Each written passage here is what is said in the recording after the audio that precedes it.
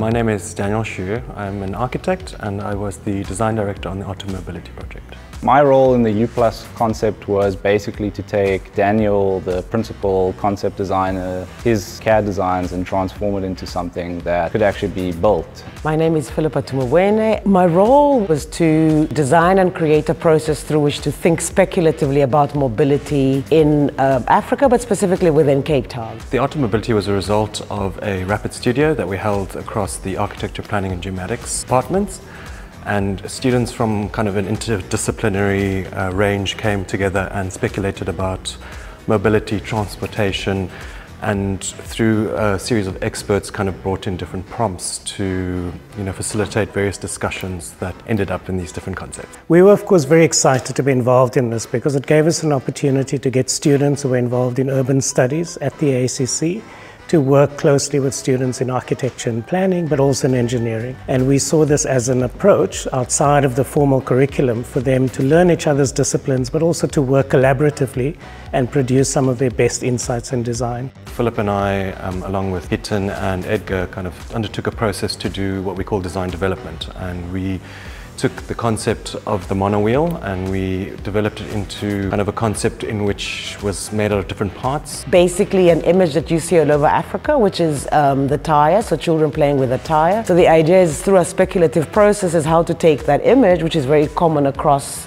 this continent and in the place that we are, which is Cape Town, and how do you imaginatively start seeing that? So you imagine that as a child you play with a tire, and as you grow up you start to move, and that tire becomes the way through which you move and navigate your city and your space. With the Automobility project, we had already a concept design from Daniel and from the UCT team, so it was very much a case of trying to figure out how this thing is going to be built. We kind of tried different iterations of what the aesthetic could be. We wanted it to stand out, speak about African flair, kind of speak to the people and the kind of different iterations that it could have. The processes we used for this project were steel fabrication, i.e. welding, outsourcing some design files to a laser cutter that were then bent. Another process was thermoforming, which involves plastic forming, where a sheet of plastic is formed over a mold, and you get, on this project was the armadillo shell. The foam tires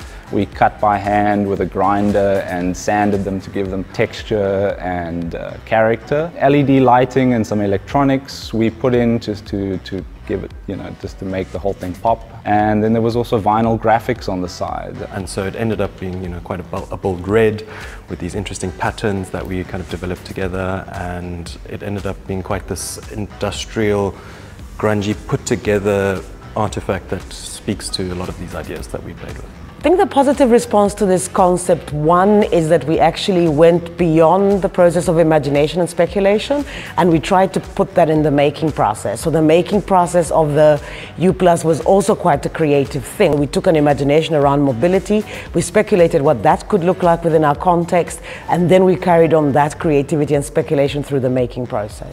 The value of speculative design is that it really allows students to wrestle with what is, I think, the most important skill and capability, and that is to be rooted in a scientific discipline and a practice-driven expertise, whatever form of design that might be, but at the same time to recognize the limits of science and the limits of knowledge, especially if you want to develop innovations that can respond to society and context. And more importantly, if those responses also take into account the limits of the political economy. In other words, the ways in which formal politics, governance systems, and various regulatory instruments militate against solutions for the urban poor. And what the students then do with speculative design is they learn to bridge these worlds, to respond to context, but to also draw on the best of their disciplines, and then bring their own creativity and aesthetics and innovation into the frame, and if you will, almost give an artistic expression to that. And I think speculative design is really the only means to achieve that rich outcome. Exhibitions are powerful because they allow you to tell a story that is really compelling, but that is rooted in evidence, in science, in data, and in the process connect into something personal for people, but then challenge them to go beyond their own limits. This is a small part of that exhibition. It's called The Futures of Mobility, and it's different schools speculating with the idea of how we're going to be moving in the future.